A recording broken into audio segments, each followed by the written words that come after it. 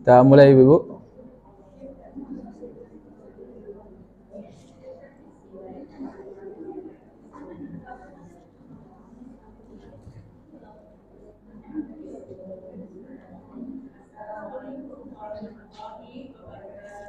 Waalaikumsalam warahmatullahi wabarakatuh.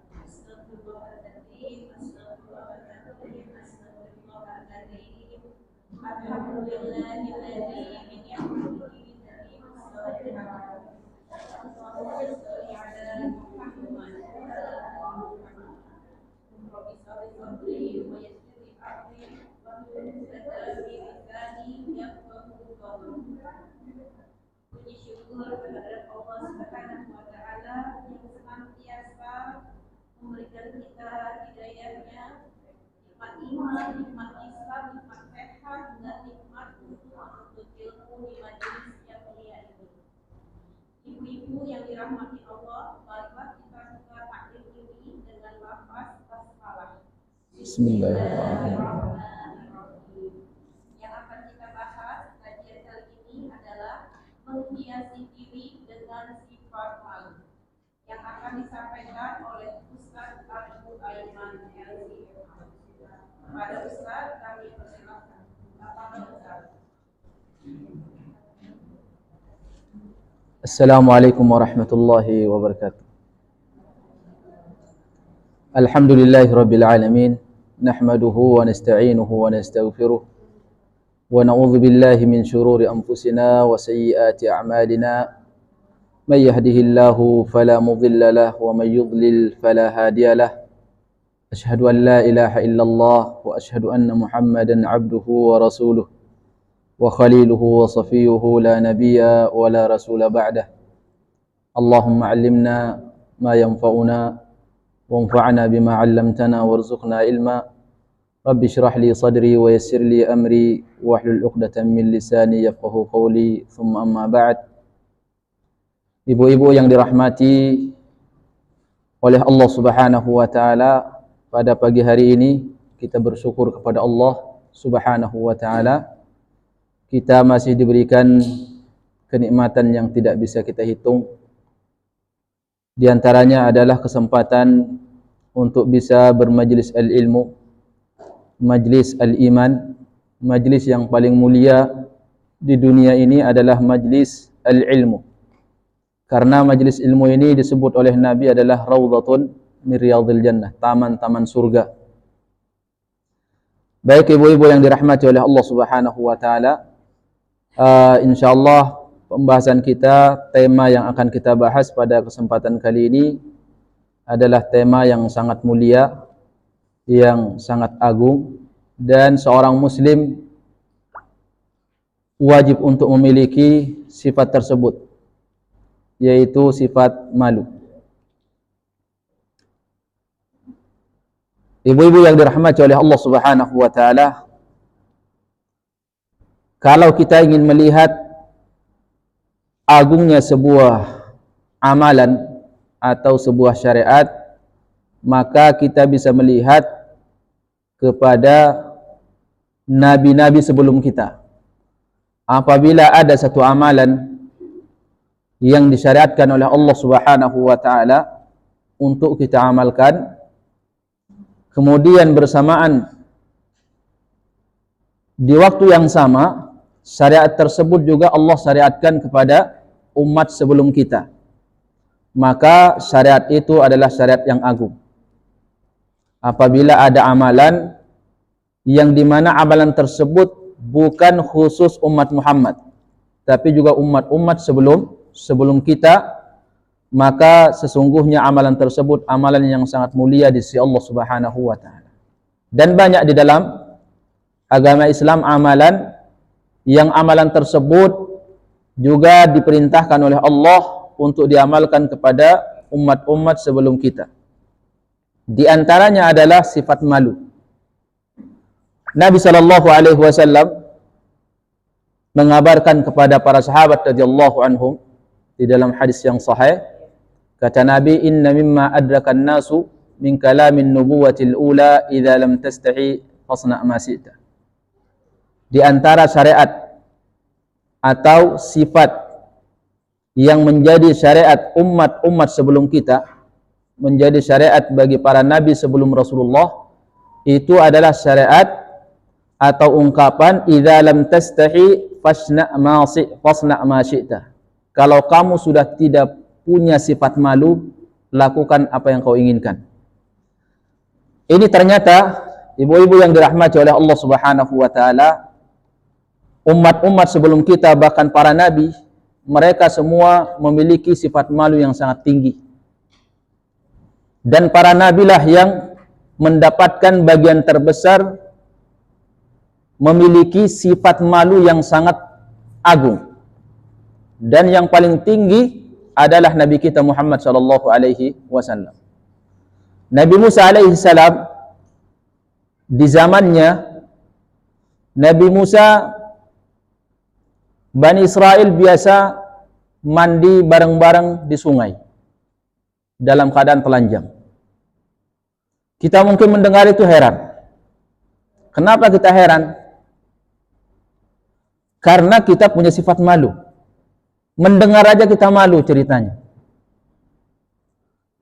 Bani Israel itu kalau mandi, itu mandi bareng-bareng di sungai semua telanjang. Yang guru ba'dhum ila ba'dhin, sebagian mereka melihat sebagian yang lain tanpa kain. Nabi Musa alaihi salam, beliau tidak ikut mandi bersama kaumnya, sehingga Nabi Musa dituduh oleh mereka bahwa Nabi Musa ini punya penyakit di daerah kemaluannya, sehingga dia malu mandi bersama kita, takut ketahuan. Tersebar itu di Bani Israel, sehingga Allah Subhanahu wa taala menurunkan satu ayat di dalam Al-Qur'an, ya ayyuhalladzina amanu la takunu kalladzina adzau Musa. Wahai orang-orang beriman, janganlah kalian seperti orang-orang yang menyakiti Musa, yaitu kaumnya, ketika mereka mengatakan bahwa Musa punya penyakit yang tersembunyi di kemaluannya, sehingga malu mandi sama kita. Biasa mereka mandi telanjang. Akhirnya Allah Subhanahu wa taala akan menampakkan bahwa tuduhan mereka itu tidak benar. Pada suatu hari Nabi Musa alaihi salam mandi sendirian di sungai.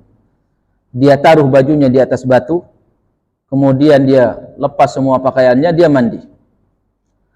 Allah Subhanahu wa taala berkehendak untuk membuat batu itu bisa berlari.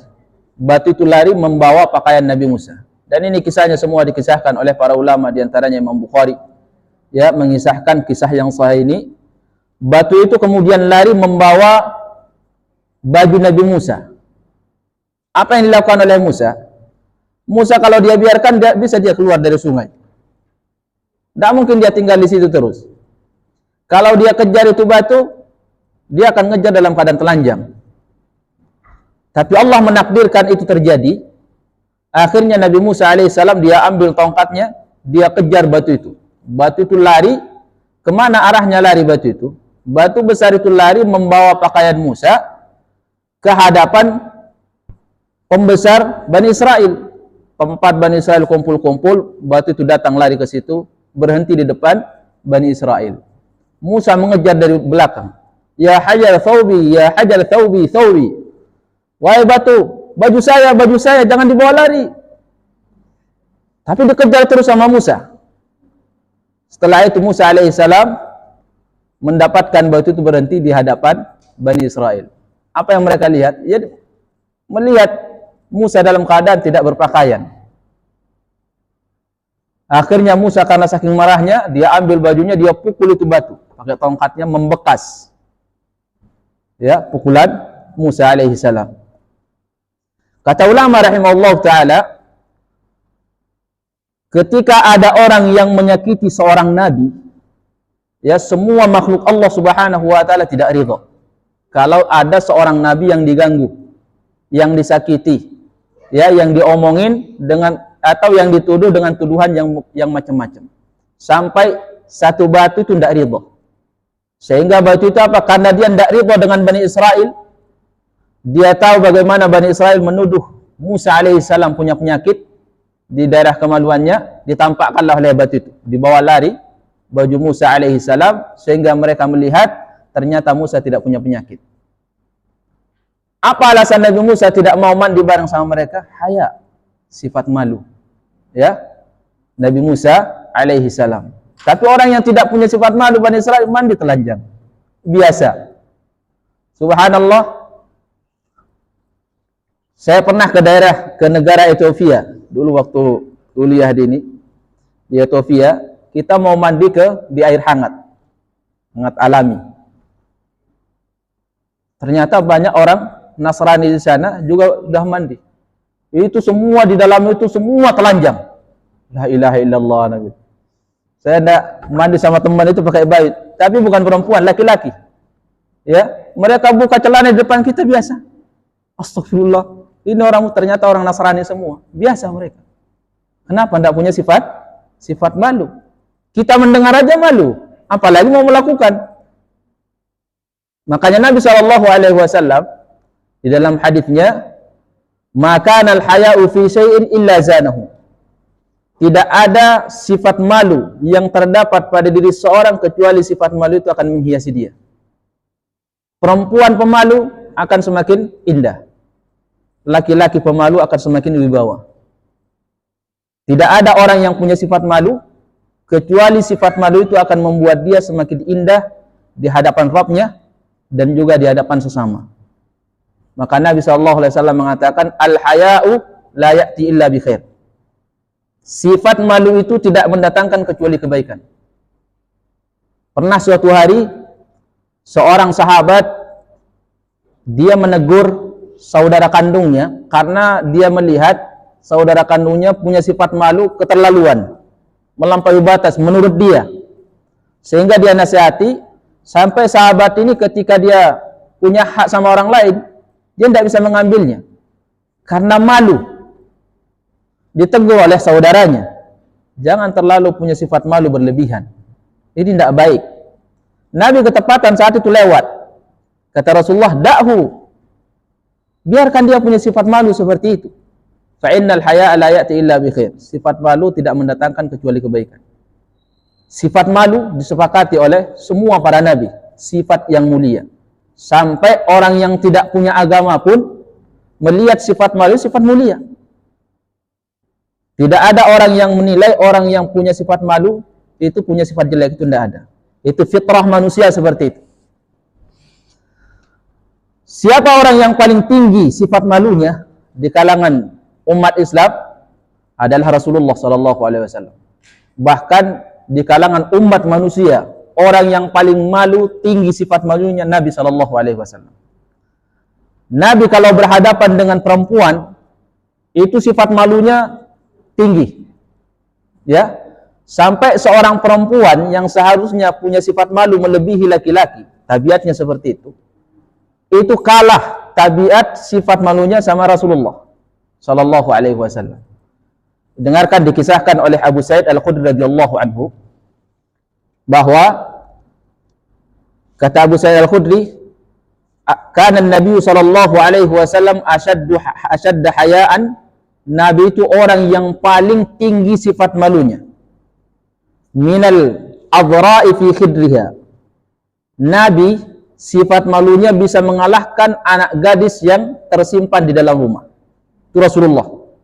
Anak gadis saja kalah sifat malunya sama Nabi sallallahu alaihi wasallam.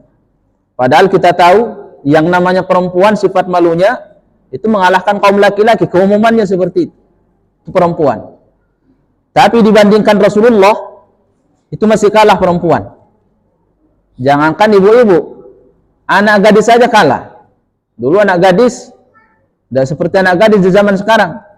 Ya, anak gadis dulu tersimpan rapat dalam rumah. Makanya ada istilah kalau mau menikah nazar dulu, dilihat cocok apa tidak. Siapa yang dilihat? Ya perempuannya. Jadi kaum laki-laki saat itu hanya melihat si fulan ada anak perempuannya. Saya kepingin ngelamar, dia tidak tahu seperti apa. Datang, suruh nazar, suruh lihat, cocok silahkan maju, tidak cocok silahkan mundur. Jadi ditanya, bapaknya lah yang nanya anaknya. Kalau sekarang enggak, apa yang mau dilihat? Sudah enggak penasaran. Oh, tiap hari ketemu. Bahkan sudah berdua-duaan. Ya, mau nazar lagi. Nazar apa namanya? Apa yang mau dilihat? Sudah enggak ada, sudah selesai semua. Enggak ada artinya lagi nazar. Kalau dulu nazar dilihat, karena memang enggak pernah kelihatan. Ya. Nabi SAW disifati oleh Abu Sa'id Al-Khudri, Nabi sifat malunya mengalahkan anak gadis. Kita bisa bayangkan bagaimana sifat malu Rasulullah SAW. Suatu hari ada ibu-ibu datang kepada Rasulullah bertanya. Ini ibu-ibu dari kalangan Ansar. Karena ibu-ibu dari kalangan Ansar ini punya sifat beda sama ibu-ibu yang berasal dari Mekah. Kalau ibu yang berasal dari Mekah rata-rata pemalu. Kalau sudah tengkar sama suaminya angkat suara, dia langsung diam. Itu perempuan muhajirin. Tapi kalau perempuan Ansar beda. Ya, punya sifat pemberani. Kalau tengkar sama istrinya, kalau sama suaminya angkat suara, dia angkat volume juga, enggak kalah. Jadi kalau ibu-ibu tengkar sama suami kok enggak takut sama suara suami yang tinggi, berarti ibu dari kalangan keturunan Ansar. Tapi kalau ibu pemalu takut, suaminya angkat suara langsung ciut, berarti apa? Kalangan muhajirin. Nah, ini perempuan Ansar. Ini banyak ketika bertemu sama muhajirin, perempuan muhajirin, banyak perempuan muhajirin terpengaruh. Akhirnya jadi mulai berani sama suaminya. Karena ketemu sama perempuan yang punya sifat berani sama suami.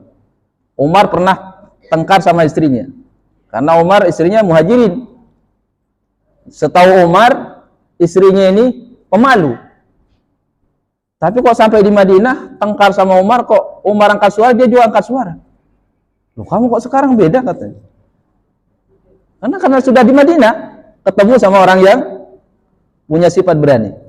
Lah ibu Ansar ini, subhanallah, keberanian mereka juga ada hikmahnya diantaranya. Banyak bertanya tentang kewanitaan kepada Rasulullah, di mana kaum muhajirin malu untuk bertanya. Rata-rata masalah haid, ya masalah mimpi basah, itu yang tanya perempuan Ansar kebanyakan. Perempuan muhajirin rata-rata malu mau bertanya. Datang perempuan Ansar kepada Rasulullah bertanya, namanya Ummu Sulaim. Dia mengatakan seperti ini. Ya Rasulullah, innallaha la yastahi minal haq. Allah tidak malu dalam bab kebenaran. Hal alal mar'ati min ghuslin idza ihtalamat. Apakah perempuan juga wajib mandi apabila dia mimpi basah?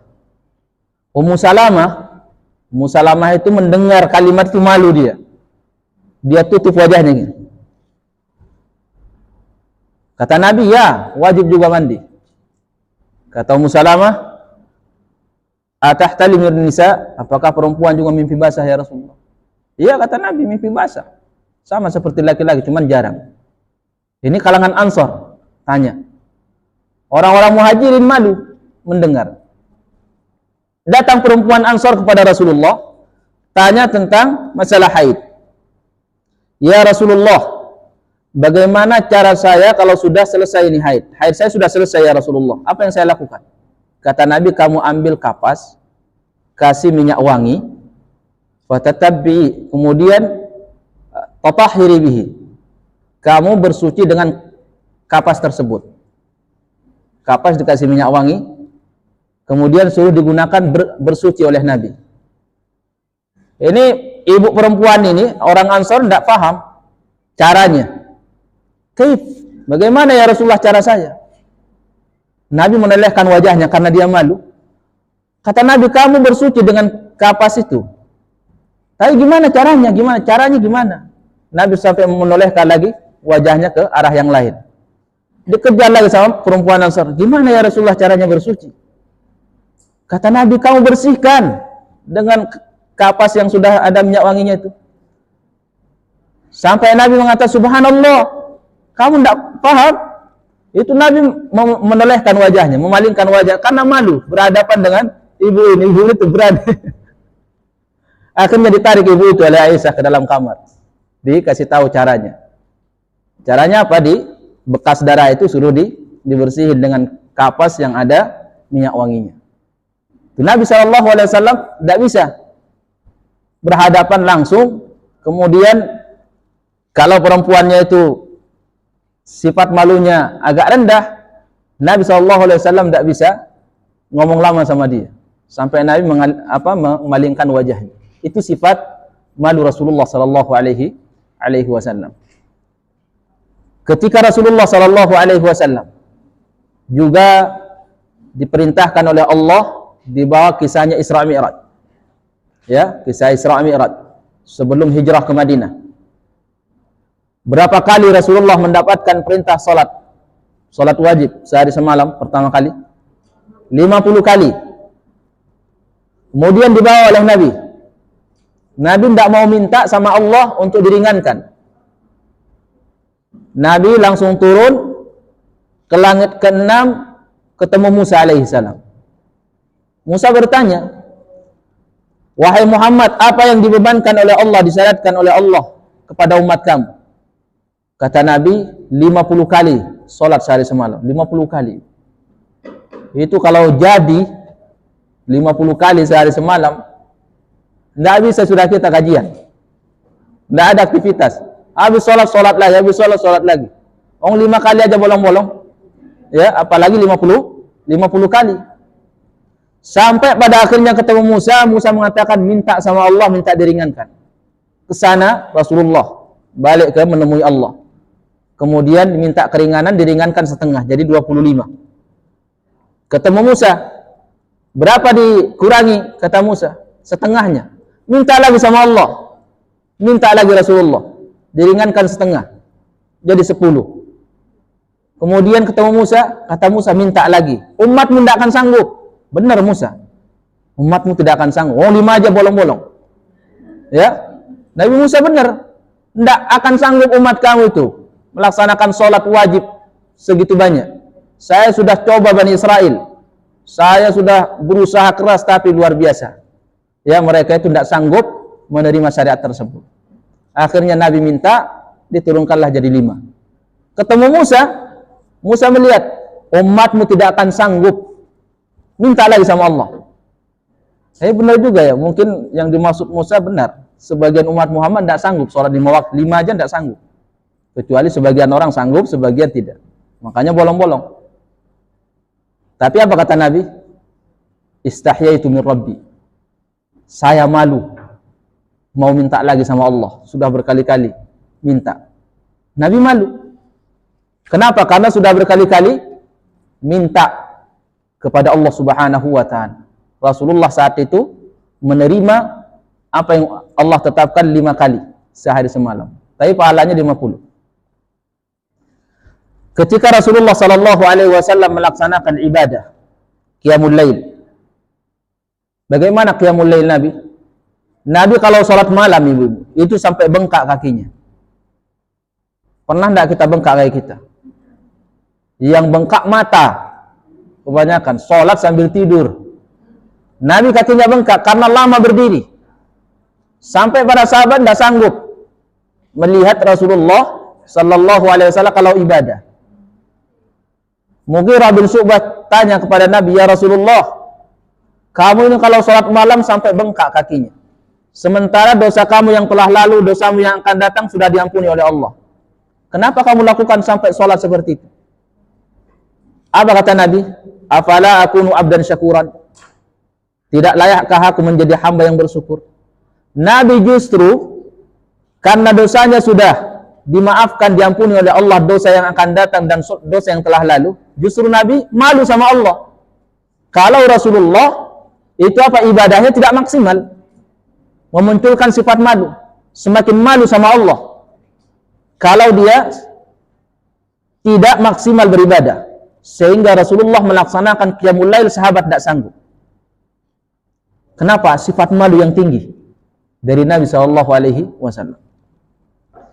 Dan Nabi SAW itu kalau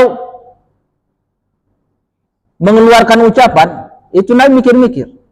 Dalam ucapannya Rasulullah kesehariannya, itu tidak seperti orang lain.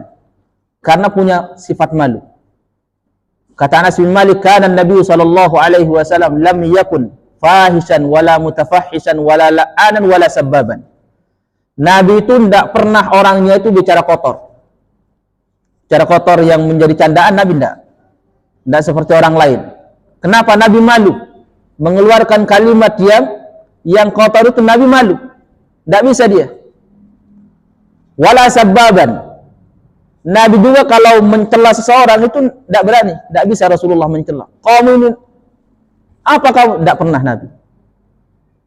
Rasulullah malu. Ada sahabat yang salah, mau ditegur oleh Nabi, Nabi cuma bilang, ma balu aqwamin. Jadi Rasulullah kalau mau menegur sahabat itu tidak seperti orang lain. Kita kalau ada orang salah, anak kita misalkan atau orang lain, kita suruh duduk depan kita, dihakimi. Kamu ngapain aja? Kalau Nabi gitu-gituan malu, tidak bisa dia. Nabi kalau melihat ada sahabat yang punya salah, Nabi naik mimbar, Nabi cuma menyampaikan secara umum. Kenapa masih ada di antara kalian yang memberikan satu syarat, yang syaratnya batil, tidak sesuai dengan kitab Allah dan Rasulnya? Siapa yang memberi syarat dalam satu buah amalan yang bertentangan dengan kitab Allah, maka syaratnya batil. Itu ada sahabat dulu yang melakukan itu. Nabi SAW tidak bisa memanggil sahabat kemudian dimarahin, tidak bisa. Nabi SAW. Dan Nabi tidak pernah melaknat seseorang. Dia tidak bisa melaknat seseorang. Itu Rasulullah.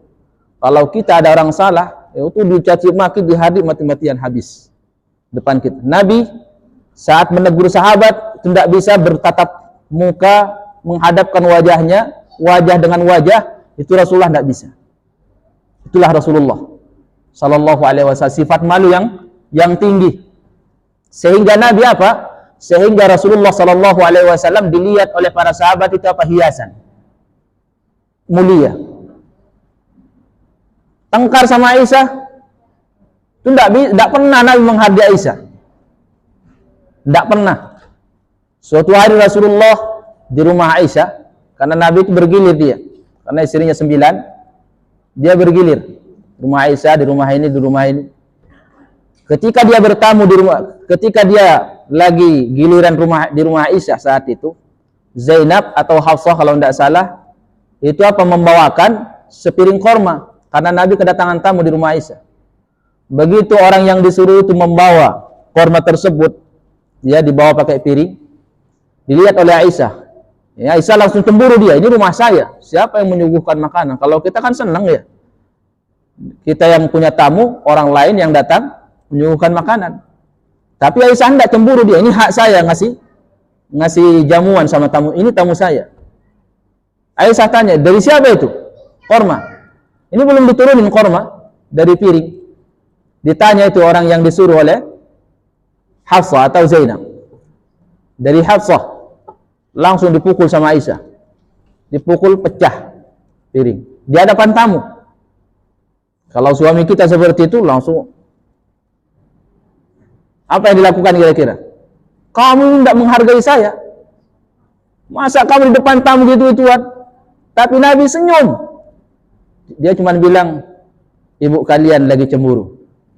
Senyum. Biasa, diambil piring itu oleh Nabi, selesai. Tidak diperbesar-besar masalah kecil.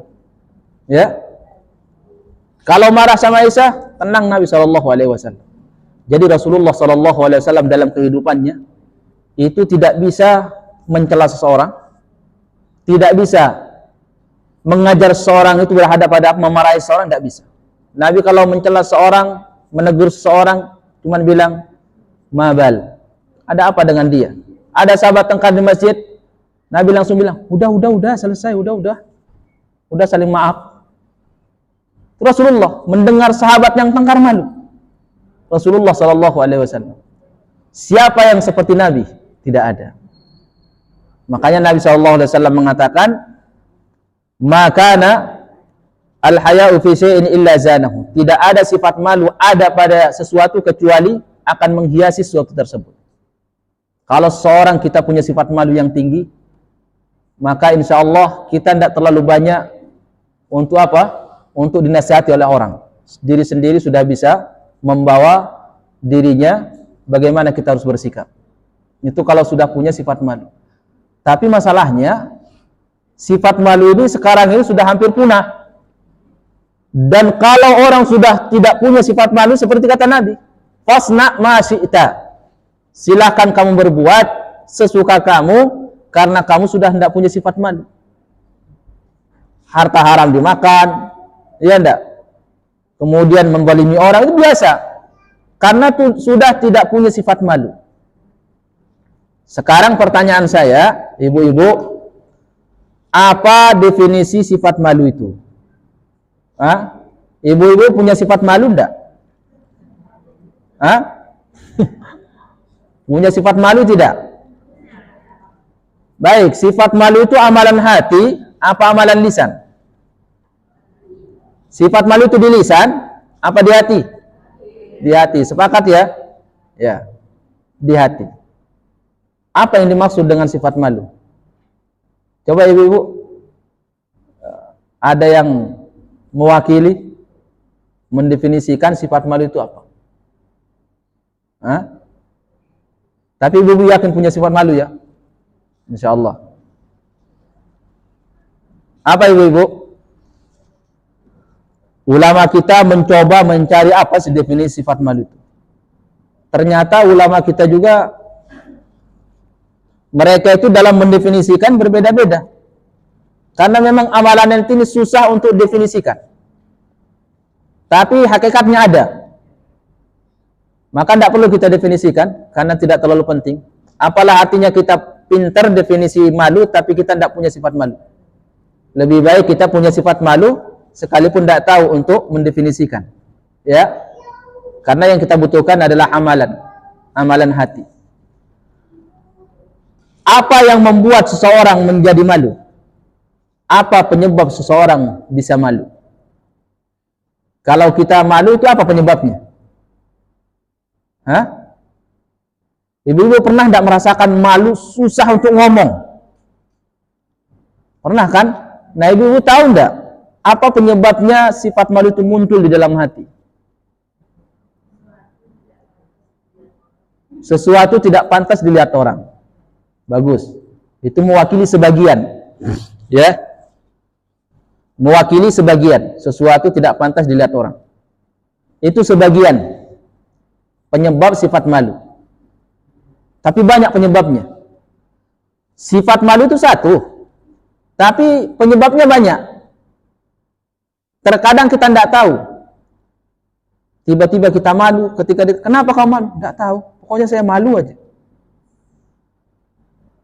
Itu ada penyebabnya sebenarnya. Ada penyebab yang memunculkan sifat malu sehingga kita susah ngomong, ya, susah berbuat, salah tingkah. Itu karena ada sesuatu yang terjadi pada diri kita yang membuat kita malu. Nah, penyebabnya ini diantaranya satu, kata ulama kita, haya'u al-jinayah. Sifat malu yang muncul karena akibat perbuatan salah yang kita lakukan. Kalau orang punya salah, maka kesalahan itu akan memunculkan sifat malu di dalam dirinya. Contoh yang nyata yang biasa kita dapatkan dalam kehidupan sehari-hari. Kalau si A pinjam uang sama si B 100.000, janji akan dibayar setelah 1 minggu, bertetangga berdua. Ternyata setelah tiba saatnya 1 minggu, dia juga tidak bayar. Tidak ada alasan syar'i. Juga tidak ketemu sama orang yang meminjamkan, tidak mengutarakan alasannya. Pokoknya tidak mau ketemu aja lah, tidak bayar dia. Sampai 2 minggu, sampai 3 minggu. Ini orang ini saat ketemu, si A sama si B, si A ini malu tidak ketemu sama si B? Malu. Bahkan dia ketika ada si B, ada si B, menghindar tempat lain. Kenapa? Malu ketemu. Saya malu ada si B. Kenapa kau malu? Tidak tahu kenapa saya malu. Tidak, kamu belum bayar utang masalahnya. Makanya kamu malu. Kalau kamu bayar utang kamu tidak akan malu. Kenapa malu? Ada perbuatan salah yang dilakukan. Ada kesalahan. Makanya pada hari kiamat, orang yang paling malu di hadapan Allah, orang yang banyak dosanya. Malu bertemu Allah. Subhanahu wa ta'ala. Kenapa? Karena dia punya salah. Tapi di dunia ini jarang orang sadar betapa Allah Subhanahu wa ta'ala memberikan nikmat setiap hari, tapi dia bermaksiat kepada Allah Subhanahu wa ta'ala. Jadi kalau kita punya salah sama seseorang, maka kita akan muncul sifat malu. Itu tidak bisa dipungkiri. Kalau seorang istri punya salah sama suami, itu pasti itu kalau dia melakukan sesuatu ini yang tidak diridai suami, tanpa sepengetahuan suami, pasti dia malu kalau ketahuan. Pasti dia malu. Misalkan sekedar diajak duduk, misalkan, ayo coba sini, ada yang mau saya tanyakan. Nah, itu sudah ada yang mau saya tanyakan, itu sudah malu dia mau ketemu, karena merasa bahwa kesalahan dia tersingkap sama suami. Atau sebaliknya, suami punya salah sama istri, seperti itu. Jadi banyak sifat malu itu muncul, dirasakan oleh seorang, itu akibat kesalahan yang dia lakukan. Contoh misalkan, di sebuah sekolah, di sekolahan ada anak murid yang mencuri. Tidak ketahuan siapa pencurinya. Akhirnya dibariskan, dibuat apel pagi sama guru. Akan disebut siapa pencurinya. Tapi tidak akan dihukum. Sekedar dikasih tahu aja sama orang lain. Kira-kira saat disebut, malu tidak si pelakunya? Malu. Padahal tidak dia apa-apain. Kenapa dia malu? Karena dia punya salah. Semua orang yang punya salah pasti akan lahir dalam dirinya itu sifat malu. Itu pasti. Nah, kalau dia sudah punya salah tapi tidak malu, itulah yang disebut Nabi. Masih orang yang dicabut pada dirinya sifat malu, itu bahaya. Jadi kalau kita punya salah tapi masih ada sifat malu, itu masih bagus. Masih ada harapan. Tapi kalau orang sudah salah, tidak malu, itu malu-maluin, ya, mempermalukan orang banyak. Mau diapain orang seperti itu coba? Mencuri, tidak malu. Menzalimi orang, tidak malu. Ini orang yang sudah dicabut sifat malu pada dirinya. Orang kalau sudah dicabut sifat malu pada dirinya, maka orang itu akan rusak. Sifat malu itu, kata Nabi, la ya'ti illa bi khair. Itu sifat yang pertama. Penyebab yang pertama, orang muncul pada dirinya sifat malu karena dia punya kesalahan. Sehingga saat mau bertemu dengan orang yang berhubungan tersebut, maka dia malu untuk bertemu. Yang kedua, ada namanya haya at-taqsir. Sifat malu yang muncul karena dia melihat dirinya tidak maksimal melaksanakan tugas. Sifat dia tidak salah, tapi dia merasa tidak malu, tidak maksimal melaksanakan tugas. Orang itu akan malu. Ya, dia akan malu.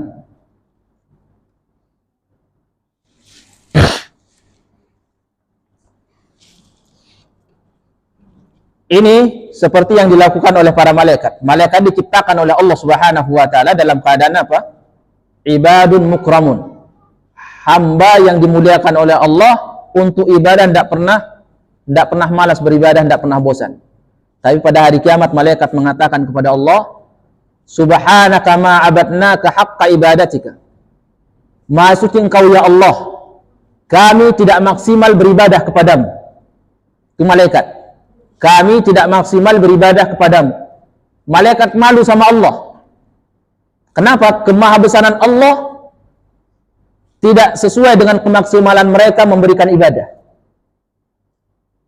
Seseorang kalau dia punya sifat malu pada dirinya, dia ketika ada hak orang lain atau tidak maksimal menunaikan hak orang lain, itu dia merasa malu.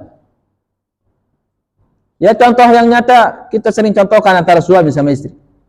Kalau suami ini punya sifat malu dan hak istri tidak dia tunaikan atau dia tidak maksimal menunaikan hak istrinya. Kalau dia suami yang punya sifat malu, suami yang baik, dia merasa malu dia sama istrinya. Kenapa? Karena tidak maksimal. Tapi kalau suami itu sudah tidak merasa, berarti dia tidak punya sifat malu. Begitu juga sebaliknya. Istri itu akan merasa malu ketemu suami kalau dia merasa tidak maksimal menunaikan kewajiban dia. Tidak maksimal. Dia menunaikan tapi tidak maksimal. Begitulah seorang hamba terhadap Rabbnya. Orang yang ahli ibadah seperti Nabi tadi, semakin tinggi ibadahnya kepada Allah dan semakin dekat kepada Allah, semakin dia merasa ibadahnya itu tidak ada apa-apanya. Makanya Nabi tadi mengatakan, apakah tidak layak saya menjadi hamba yang bersyukur? Semua dosa saya sudah diampuni. Nabi merasa ibadahnya tidak ada apa-apanya, sehingga Rasulullah beribadah qiyamul lail sampai kakinya bengkak.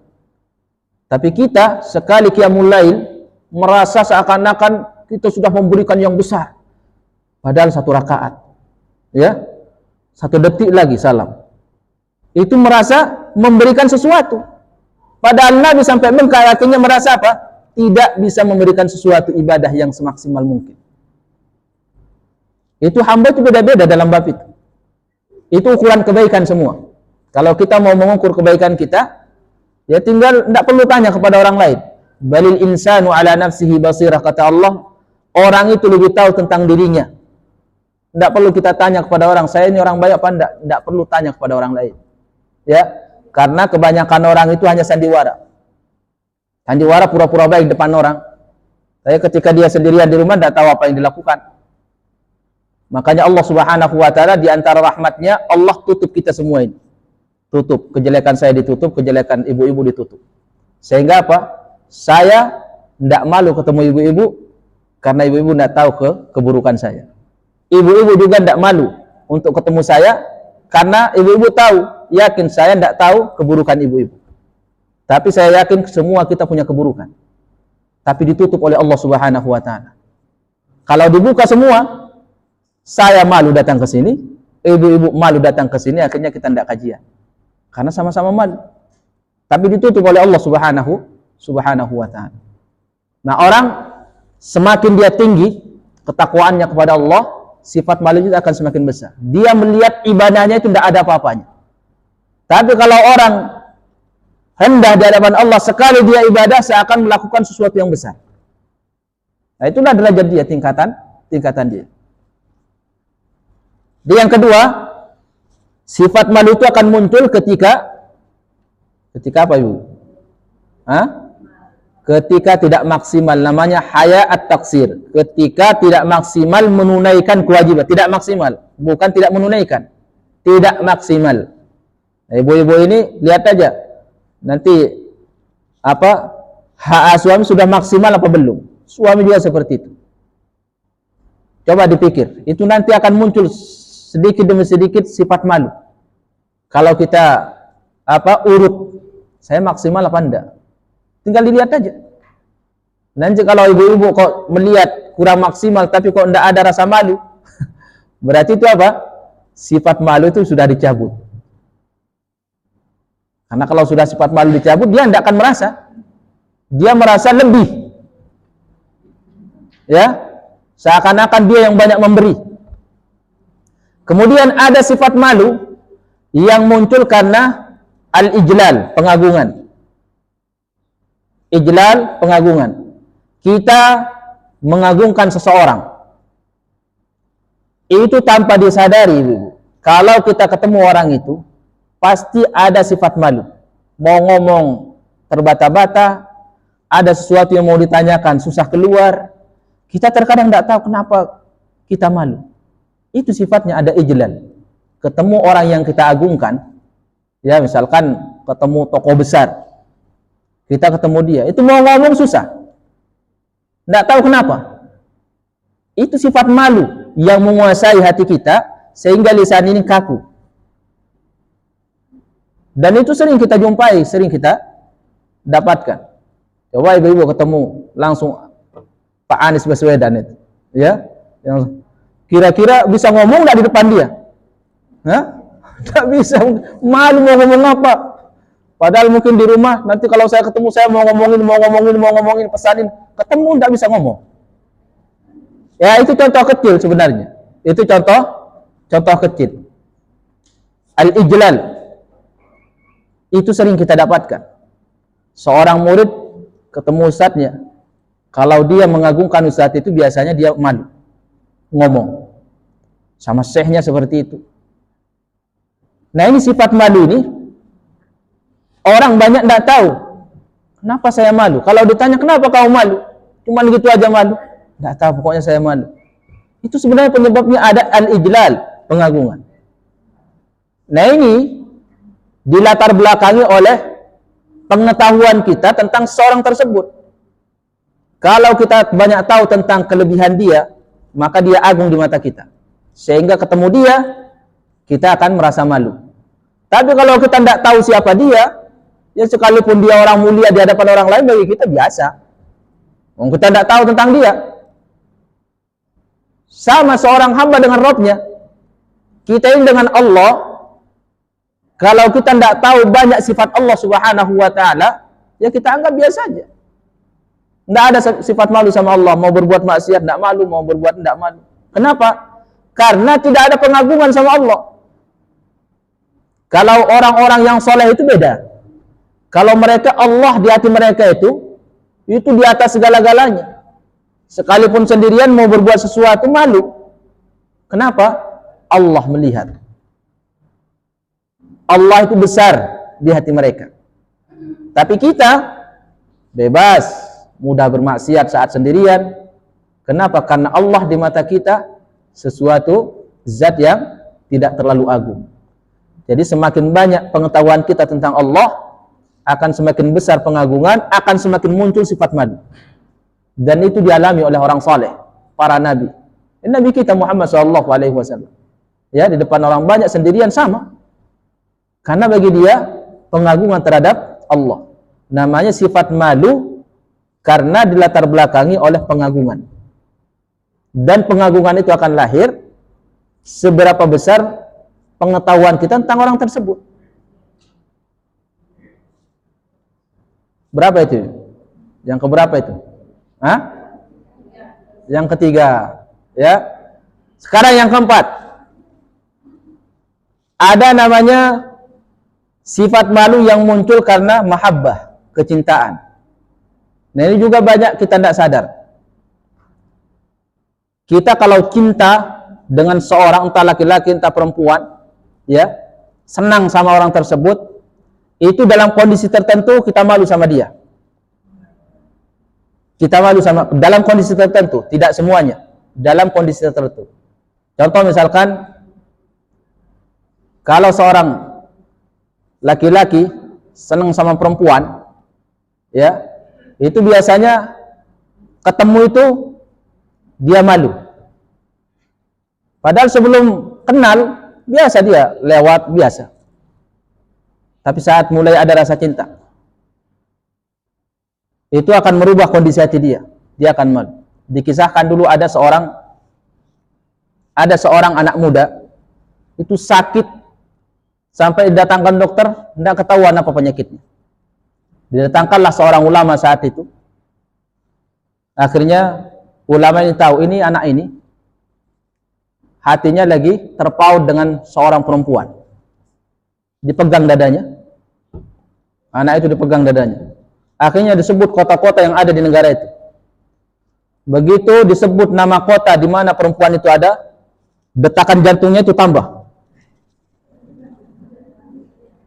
Itu baru kota tempat di mana perempuan itu hidup di situ. Baru kotanya. Mungkin kalau di Bekasi, kalau Bali disebut, dia biasa aja jantungnya. Kenapa? Karena perempuan yang dia cintai itu tidak ada di Bali. Adanya di Bekasi. Disebut nama Bekasi. Ternyata itu membawa penyakit dulu. Akhirnya apa? Dari kota itu disebut lagi per RT. Setiap disebut RT di mana perempuan itu rumahnya di situ, tambah lagi detakan jantungnya. Di kawasan itu disebut lagi rumah di mana perempuan itu ada di situ. Ketika disebut rumahnya, langsung tambah. Hanya disebut semua orang penghuni rumah itu. Disebutlah nama perempuan yang dia maksud. Oh, itu langsung. Oh, ini penyakitnya karena cinta sama seseorang. Cinta sama seseorang, bukan sakit yang lain, bukan. Makanya dokter tidak menemukan. Ya, itu diketahui oleh ulama. Cinta itu menyebabkan seorang jadi sakit. Ya, kalau cinta tidak benar. Tapi kalau cintanya benar itu membuat orang semakin sehat. Nah, ibu-ibu, subhanallah, dalam kehidupan sehari-hari ini sifat malu ini banyak kita jumpai. Di antara penyebabnya itu karena senang dengan seorang. Contoh seperti ini.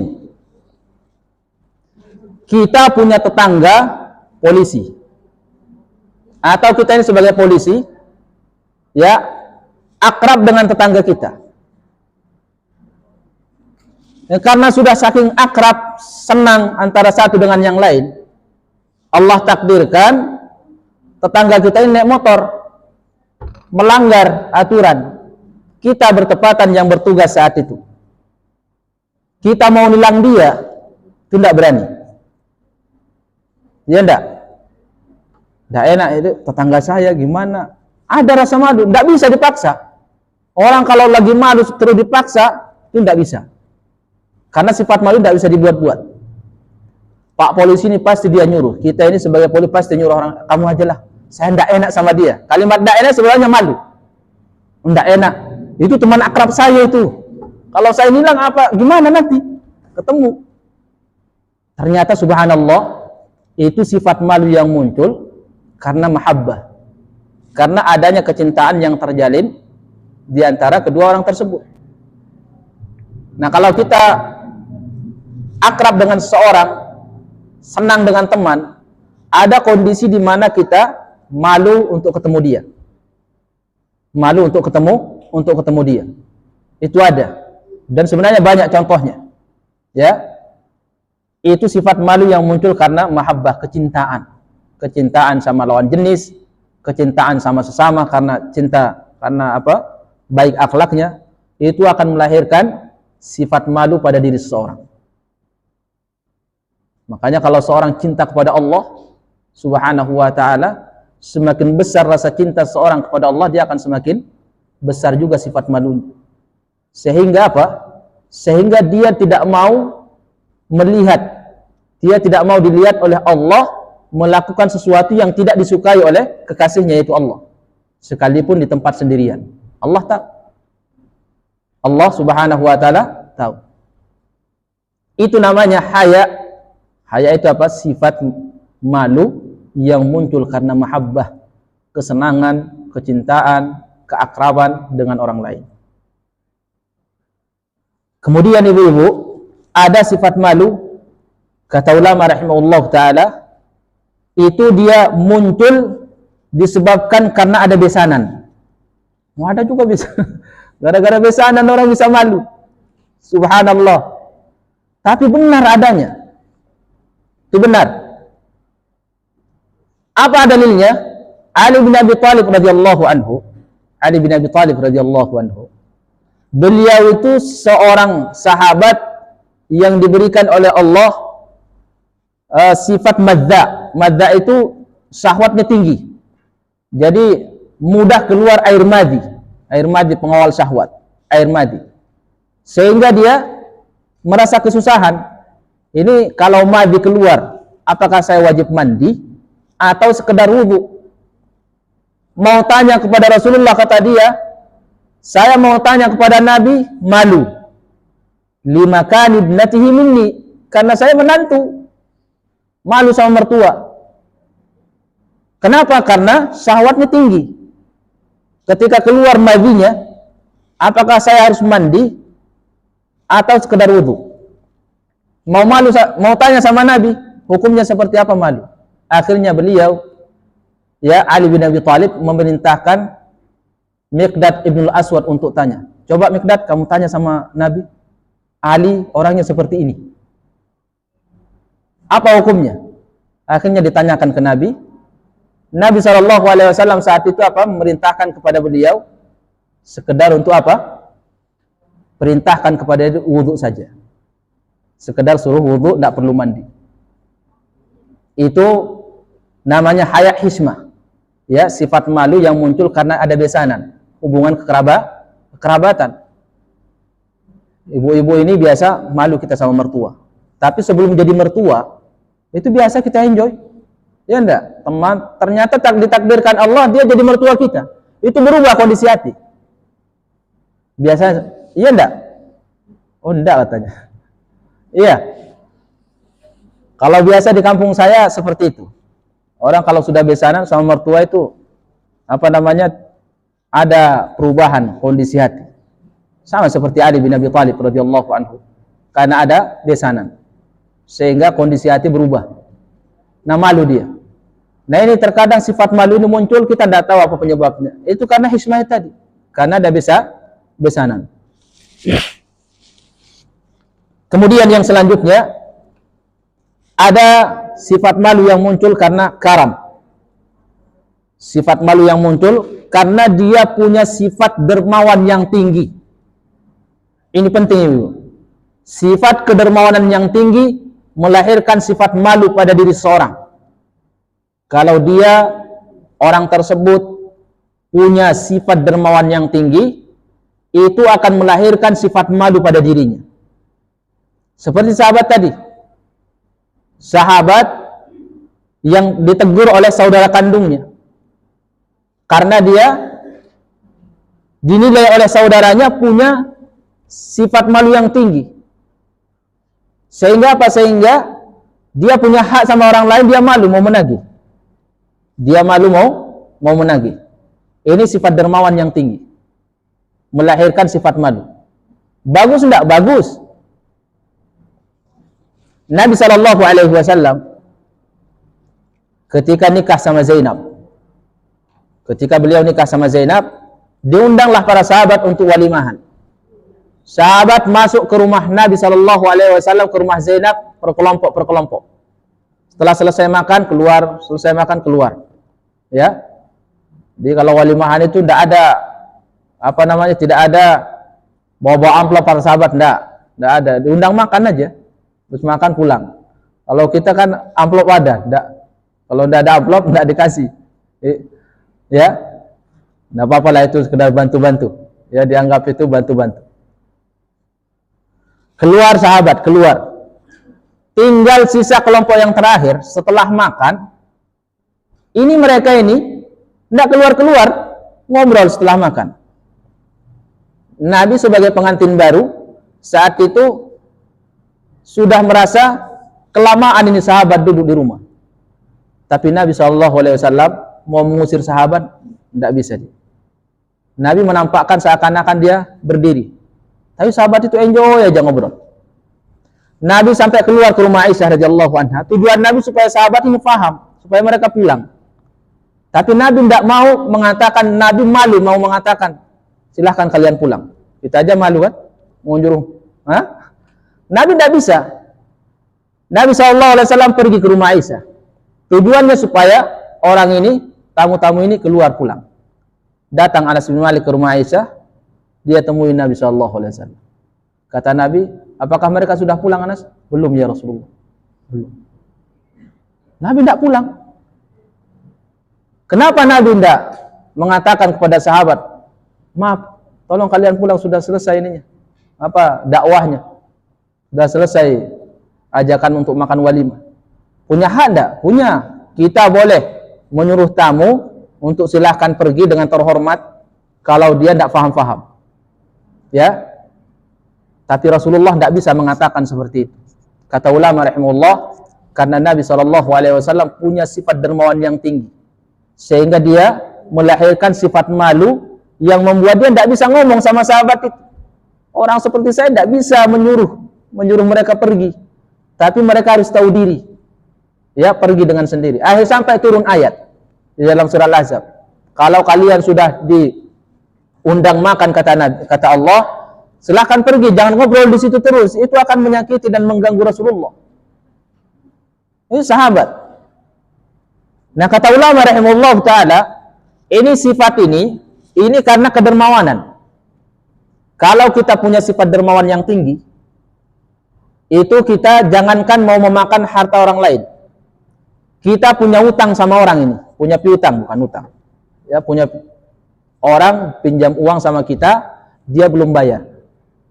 Kita kalau punya sifat dermawan yang tinggi itu malu mau menagih. Padahal hak kita. Dalam agama boleh kita nagih, mengingatkan, dibolehkan, karena sudah jatuh tempo, diingatkan dia.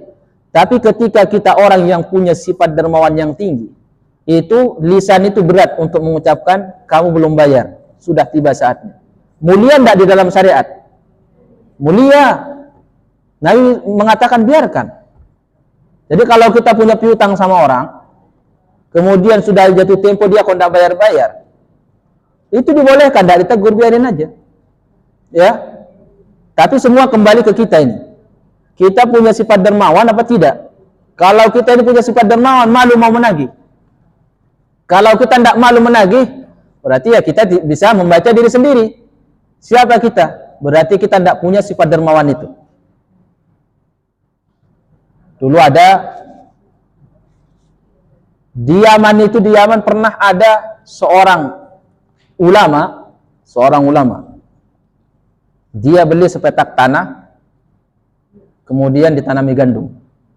Ya. Tanami gandum. Tiba saatnya sudah hampir panen, ditengoklah itu gandum itu sama dia. Sudah hari-hari mau panen. Ternyata dia dapatkan di tengah-tengah kebun gandum dia itu ada pencuri bawa karung. Bawa karung ngambil gandum dia. Nah, kalau kita melihat pencuri seperti itu mencuri barang kita, diapain? Coba. Diapain? Diapain? Ya tahulah kita ya, tidak perlu dijawab ya. Tahulah saya harus melakukan seperti apa kalau dicuri punya saya. Tapi ulama ini beda dia. Bukan pencuri itu yang malu, dia yang sembunyi. Subhanallah. Ulama itu sembunyi ke rerumputan, takut si pencuri itu melihat dia, akhirnya tidak jadi nyuri. Dia yang malu. Kalau sampai pencuri itu melihat dia sebagai pemiliknya, dia yang malu. Nanti apa kata dia, tidak jadi nyuri, dia sembunyi. Subhanallah. Di umat Muhammad ini luar biasa sifat mereka. Ada sifat hamba itu kita tidak bisa menerima, tapi kenyataannya itu ada. Nah, sekarang pertanyaannya ibu-ibu, apa hukumnya itu seperti itu? Boleh tidak? Orang mencuri barang kita sembunyi. Ini ulama yang sembunyi dia. Sembunyi dia lama. Sampai perkiraan dia orang ini sudah penuh karungnya dan sudah pulang, baru dia nongol, dia sudah dapatkan pencuri sudah hilang dari tempat kebun gandum dia. Dia lihat, alhamdulillah, dia sudah mencuri. Dia alhamdulillah, tidak sedih dia. Subhanallah ya. Ini ternyata sifat mulia, sifat madu itu benar kata Nabi, tidak mendatangkan kecuali kebaikan. Sebaliknya kalau sifat malu dicabut oleh Allah, ya Allah, susah kita berhadapan ngomong sama orang yang tidak punya sifat malu. Itu susah. Dibawa ke ayat susah, dibawa ke fitrah ya susah. Maka kita menganggapnya orang gila kalau orang sudah tidak punya sifat malu. Nah, ini orang ini runduk. Ulama ini masalah. Sekarang apa hukumnya? Ibu-ibu, kalau ada pencuri kita lihat ini, dia tidak melihat kita. Kita melihat dia mencuri barang kita. Apakah wajib kita tegur? Atau boleh kita biarkan dia mengambil? Boleh enggak? Enggak, secara hukum aja dulu, enggak perlu. Oh, nanti hilang barang. Enggak, maksud secara hukum aja dulu. Saya tahu itu semua ibu-ibu tidak akan membiarkan pencuri mencuri barang. Beda dengan ulama tadi, ya. Itu kira-kira gimana? Boleh apa enggak?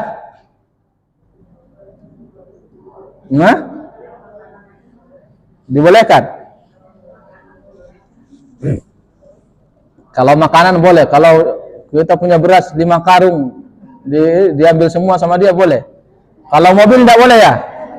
Mobil kan mahal. Boleh apa enggak? Nah, kalau boleh mau kita amalkan nanti. Dipraktekkan. Boleh apa enggak, Bu? Enggak boleh. Kata Nabi, "Man ra'a minkum mungkaran falyughayyirhu biyadi." Siapa di antara kalian melihat kemungkaran suruh dirubah dengan tangannya.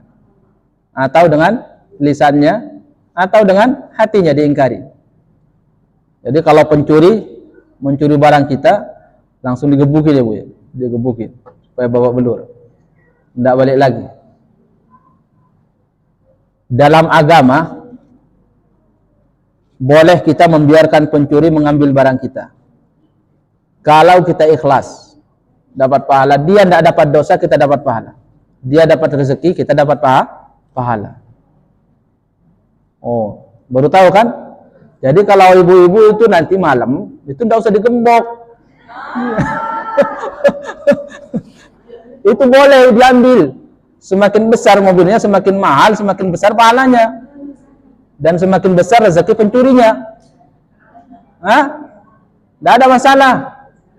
Kita dapat pahala, pencurinya tidak berdosa.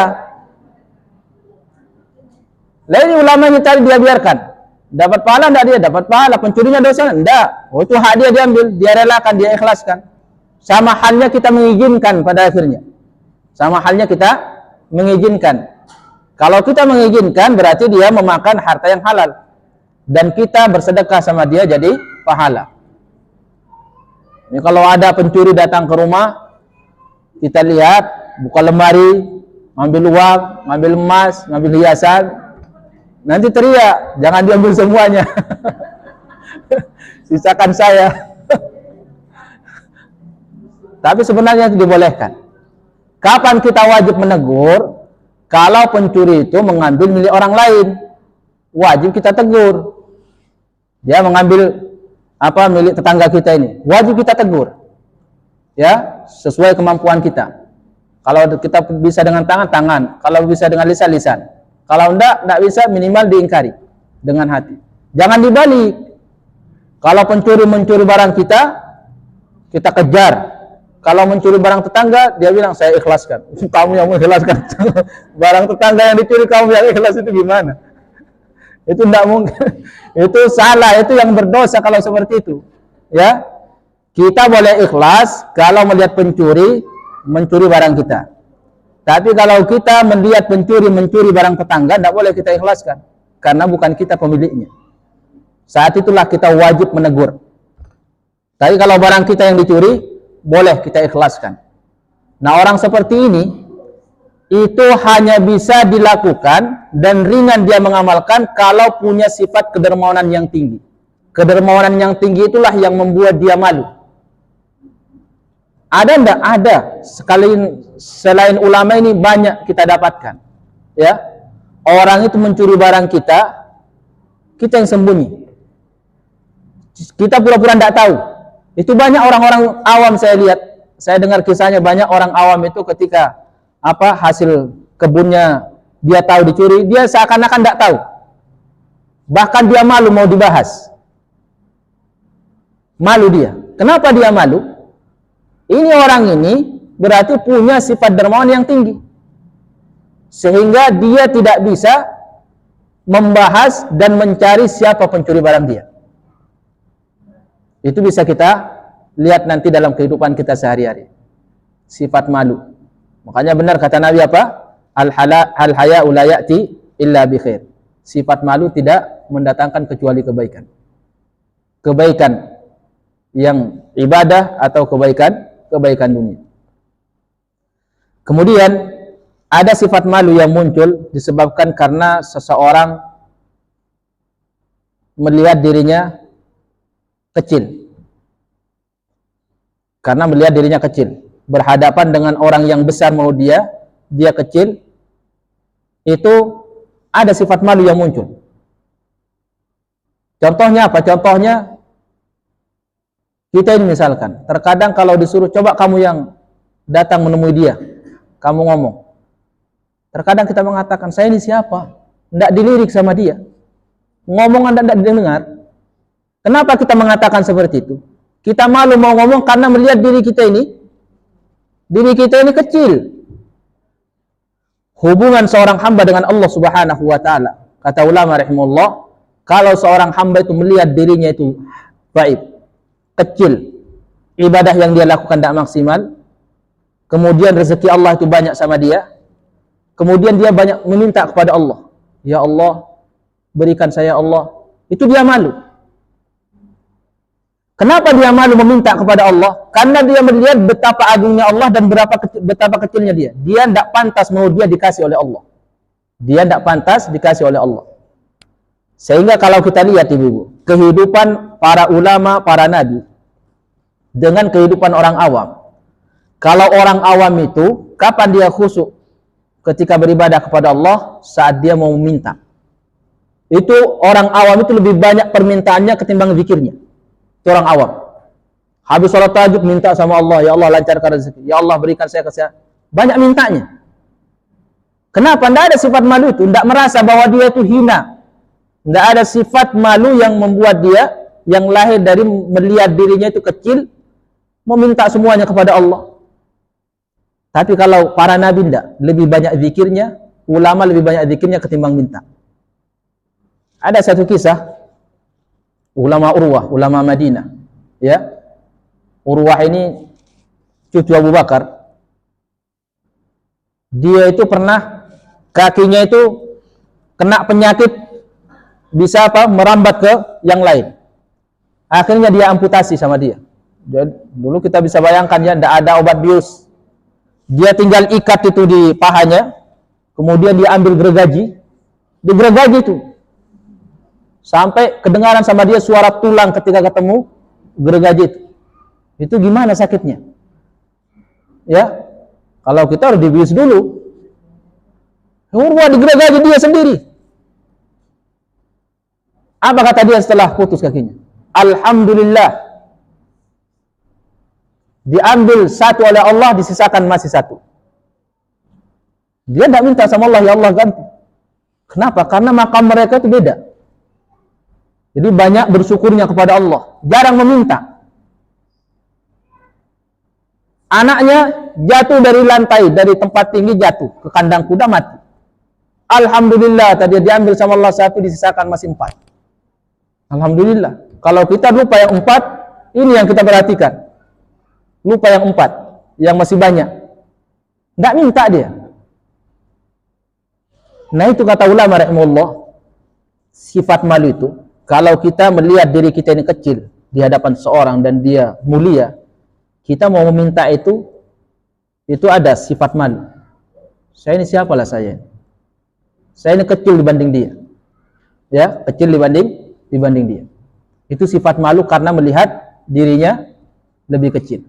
Dan itu ada. Kita semua merasakan itu, tapi tidak tahu. Ada sifat malu itu, tapi tidak tahu. Mau tidak ibu-ibu, satu orang saya suruh nemui siapa? Pak Jokowi supaya ini. Hah? Mau? Pasti malu. Kenapa? Saya ini tidak dikenal sama Jokowi, saya siapa ini? Orang-orang biasa. Sifat malu itu muncul kenapa? Karena melihat dirinya kecil. Itu atasan. Tapi kalau jabatan kita sama posisinya, santai ngomong. Tidak ada sifat malu. Kemudian ada sifat malu, ini kita akhir sampai di sini nanti. Sifat malu yang terakhir, ya, itu disebabkan karena izzatun nafsi. Jadi dia melihat dirinya mulia, sehingga muncul sifat malu. Seperti apa itu? Contohnya seperti ini. Ada orang yang orang saleh, atau orang dermawan, atau orang kaya raya. Dia melihat dirinya orang kaya raya, orang yang wibawa. Ketika ada orang yang meminta sama dia, kemudian tidak ada yang bisa dia beri, dia bisa memberi hanya sedikit.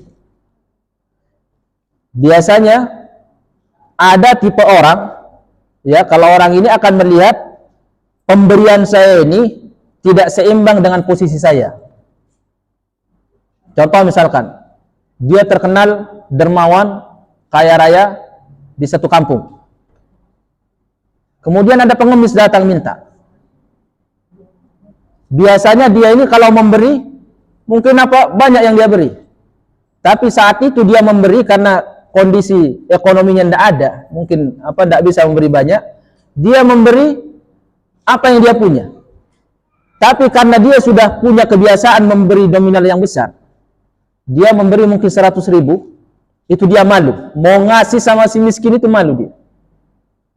Akhirnya terkadang dia nyuruh orang, udah kasihlah kamulah yang ngasih, saya malu mau memberi sama dia. Dia melihat saya ini siapa? Saya ini orang terkenal di sini. Masa pemberiannya hanya segini? Malu.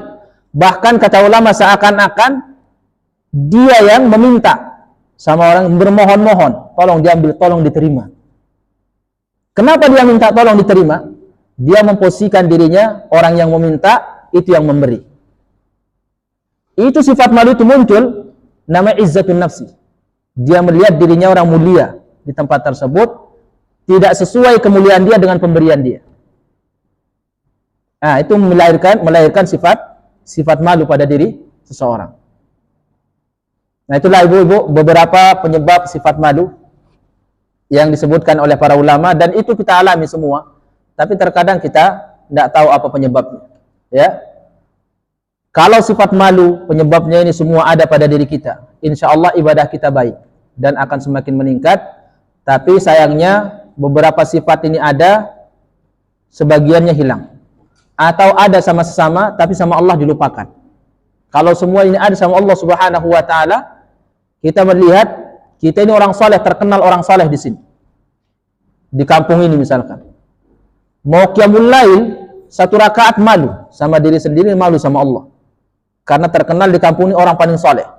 Misalkan ibu-ibu ini terkenal di kampung ini orang yang paling solehah, panutan. Itu biasanya ada rasa malu kalau dia beribadah qiyamul lail atau baca Quran kok sedikit. Ada rasa, saya ini kan orang terkenal di sini, orang terkenal kesolehannya. Gimana? Apa tidak malu sama Allah? Hanya ditambah itu. Karena dia malu dengan posisi dia. Namanya izzatun nafsi. Saya ini orang terkenal soleh, kok tidak qiyamul lail? Malu dia. Malu sama Allah, malu sama dirinya sendiri. Subhanallah, penyebab sifat malu itu ada dan banyak sekali.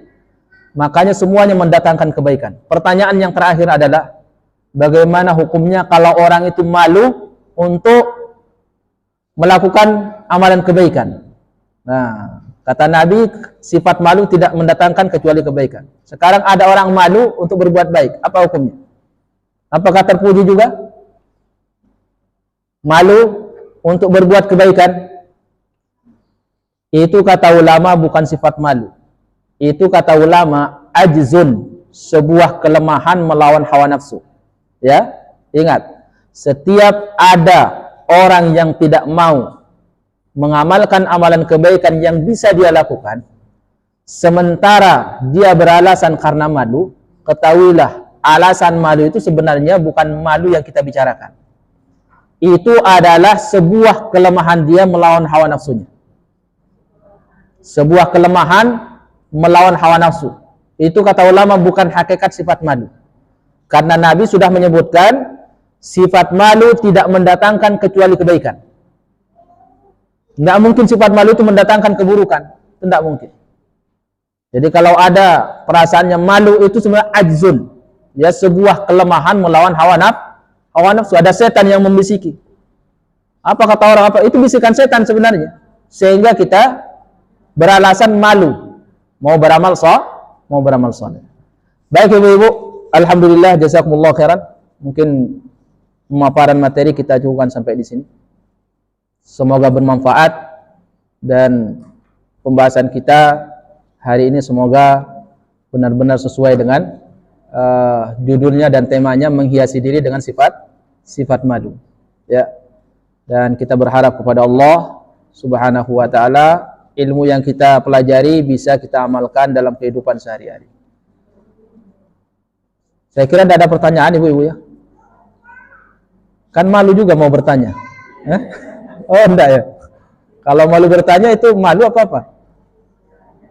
Nanti kalau enggak malu bertanya, berarti keturunan perempuan Ansor. Ya. Yang malu bertanya berarti keturunan perempuan Muhajirin. Tinggal milih mau keturunan Muhajirin apa Ansor. Muhajirin aja ya. Silakan Ibu. Ini ada Ibu Ansor satu. Silakan.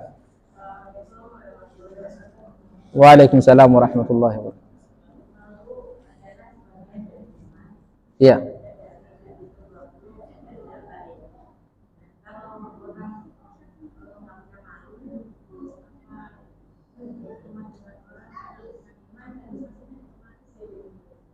Ya.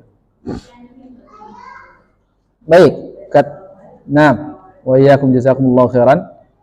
Kata Nabi sallallahu alaihi wasallam, al-imanu bid'un wa sittuna syu'batan, a'laha la ilaha illallah wa adnaha imatatu al-adha 'anit tariq wal haya'u syu'batun minal iman. Dalam riwayat yang lain, al-imanu al-haya'u minal iman. Sifat malu itu bagian daripada iman. Bagian daripada iman maksudnya amalan soleh. Kita punya sifat malu, itu kita dapat pahala. Kita malu mau menagih piutang kita dapat pahala. Ya, kita malu mau mencegah pencuri yang mencuri barang kita dapat pahala. Jadi amalan soleh. Itu bukan iman yang berlawanan dengan kesyirikan, bukan. Tapi orang yang tidak punya sifat malu, berarti apa? Berarti dia tidak ada amalan soleh dalam bab malu. Dia tidak ada peluang untuk mendapatkan pahala dari sifat malunya. Jadi kapan kita malu, maka saat itu akan mendapat pahala, kita beramal. Malu mau menghadap seseorang, ada orang yang punya salah, tetangga sama kita mau bertatap wajah sama dia, marahin dia di depan muka dia, kita malu, kita dapat pahala. Itu maksudnya. Al-haya'u minal iman. Al-haya'u minal iman. Kita malu ketemu seseorang karena kita tidak maksimal memberikan hak dia. Itu bagian daripada iman. Malu kita ketemu orang ya karena kita punya salah sama dia, itu kita dapat pahala. Justru orang yang tidak malu, sudah punya salah, datang aja seakan-akan tidak punya salah. Senang tidak kita melihat? Terkadang keluar ungkapan kita, oh, kayak tidak punya salah aja. Bergaya dia di situ. Cuek, itu tidak bagus.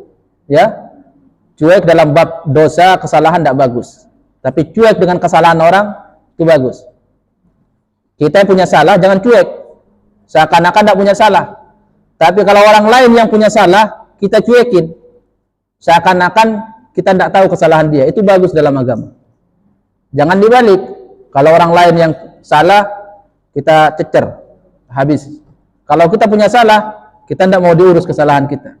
Itu tidak bagus dalam agama. Kita balik. Kalau orang lain yang punya salah, kita cuek. Ya, seakan-akan dia tidak bersalah. Kalau kita yang punya salah, kita harus merasa malu. Nah, saat kita merasa malu karena punya salah, kita dapat pahala. Itu makna dari hadis Nabi, al-haya'u minal iman.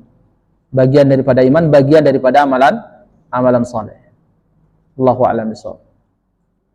Baik Ibu-ibu, jangan ditambah pertanyaannya biar semua jadi ibu-ibu muhajirin, ya. Nanti aja ini. Jazakumullahu khairan, kita tutup dengan doa kafaratul majlis. Subhanakallahumma wa bihamdika asyhadu an la ilaha illa anta astaghfiruka wa atubu ilaik. Assalamualaikum warahmatullahi wabarakatuh.